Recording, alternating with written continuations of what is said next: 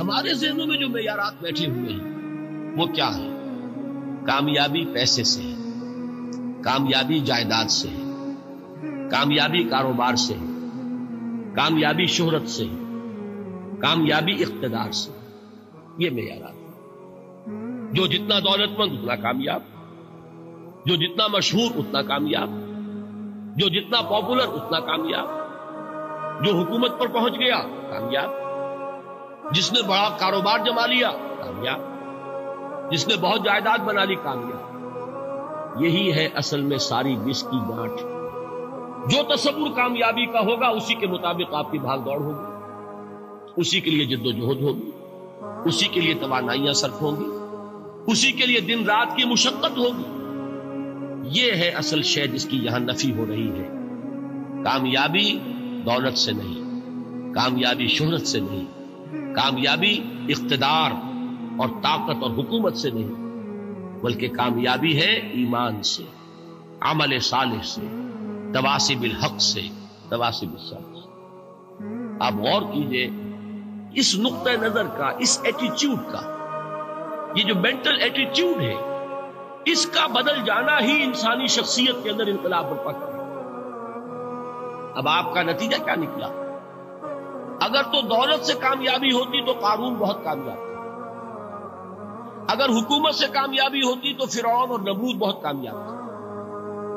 کامیابی ان سے نہیں، کامیابی انسان دولت میں قارون کی دولت تک پہنچ جائے اور دنیا میں دبدبہ اور اقتدار اور سلطنت اور حکومت کے اعتبار سے وہ نمرود اور فرعون کا مقام حاصل کر لے، وہ ناکام ہے، خائب ہے، خاسر ہے، برباد ہے۔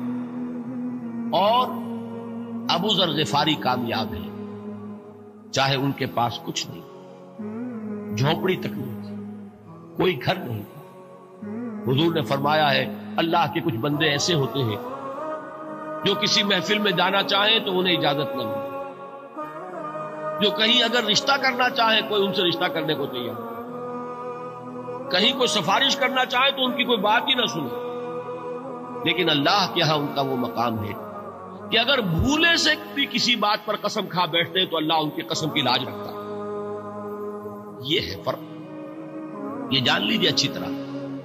اس بات کا مان لینا آسان، اس پر سبحان اللہ کہنا آسان، لیکن اس کے مطابق آپ کے اپنے ذہن کا بدل جانا بہت مشکل، اس لیے کہ ہم متاثر ہوتے ہیں اپنے ماحول سے۔ وہ بڑا محل ہے، دیکھ کر ایک دفعہ جھجری آتی، وہ بڑی سی 20 فٹ لمبی کار سناٹے کے ساتھ آپ کے پاس سے گزر گئی، ایک دفعہ اعصاب کے اندر ارتعاش ہوتا، محسوس ہوتا ہے بڑے یہ نصیبے والے لوگ ہیں، بڑے خوش نصیب، بڑے کامیاب، حالانکہ کچھ معلوم نہیں کہ یہی سب سے بڑی بدنصیبی ہو سکتا ہے کہ یہی سب سے بڑی ناکامی ہے۔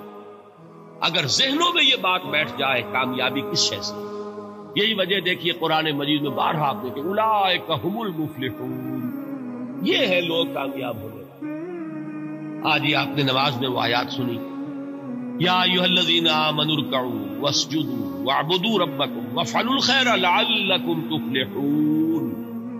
اے ایمان والو، رکوع کرو، سجدہ کرو، اپنے رب کی پرستش اور بندگی کرو اور اچھے کام کرو تاکہ تم کامیاب ہو جاؤ۔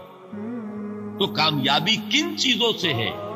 یہ ہے سب سے بڑا سبق۔ یہ ہمارے دل میں اگر بات بیٹھ جائے، ٹھک جائے، تو زندگی بدل جائے گی، صبح و شام بدل جائیں گے، نقشے بدل جائیں گے، بھاگ دوڑ کا رنگ بدل جائے گا، ویلیو سٹرکچر بدل جائے گا۔ آج وہ ایک چیز نہایت اہم نظر آ رہی ہے، کل نہایت غیر اہم نظر آئے گی۔ جیسے کہ حضور کی حدیث ہے مالی ولی دنیا، مجھے تمہاری اس دنیا سے کیا سروکار، انما مثلی کراکب استظل تحت شجرۃ ثم راح فترکها، میری مثال تو اس سوار کی سی ہے جو تھوڑی دیر کے لیے ایک درخت کے سائے میں ٹھہرتا ہے سستانے کے لیے، پھر وہ اپنا راستہ لیتا ہے، اسے اس درخت سے مستقل تعلق اس کا نہیں ہے، وہ اس کا گھر نہیں، وہ اس کی منزل نہیں۔ اسی طرح یہ دنیا میرا گھر نہیں ہے۔ اب دیکھیے ہم کہتے ہیں انا للہ و انا الیہ راجعون، ہم تو مسافر ہیں، ہم اللہ کے پاس سے آئے، اللہ کی طرف ہمیں لوٹ جانا ہے۔ کن فی الدنیا کانک غریب و عابر سبیل، حضور فرماتے ہیں دنیا میں ایسے رہو جیسے کہ تم اجنبی ہو یا راہ چلتے مسافر۔ لیکن یہ طرز عمل کب ہوگا؟ جبکہ یہ آیت ہمارے ذہنوں کے اندر بیٹھ گئی ہو، والعصر ان الانسان لفی خسر الا الذین آمنوا وعملوا الصالحات وتواصوا بالحق وتواصوا بالصبر۔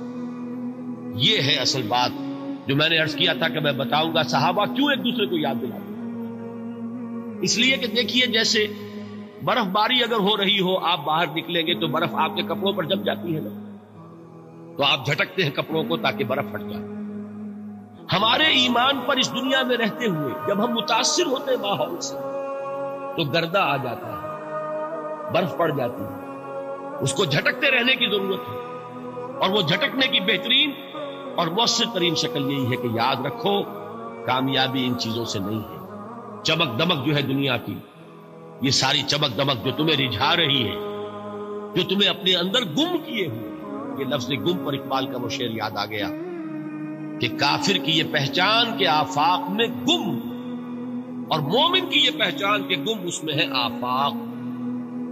تم گم نہ ہو کر رہ جاؤ، اس میں مبہوت نہ ہو کر رہ جاؤ، مرعوب نہ ہو کر رہ جاؤ، دنیا ہی کی محبت تمہارے اوپر ڈیرے نہ ڈالے، تمہارے دلوں کے اوپر مسلط نہ ہو جائے۔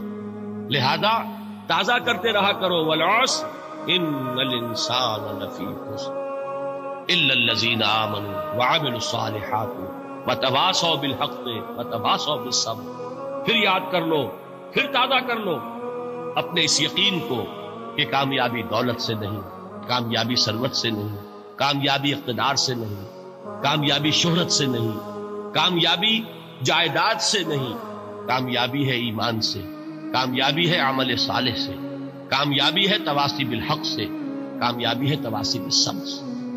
یہ چار چیزیں ہیں کہ جو کامیابی کے لوازم ہیں۔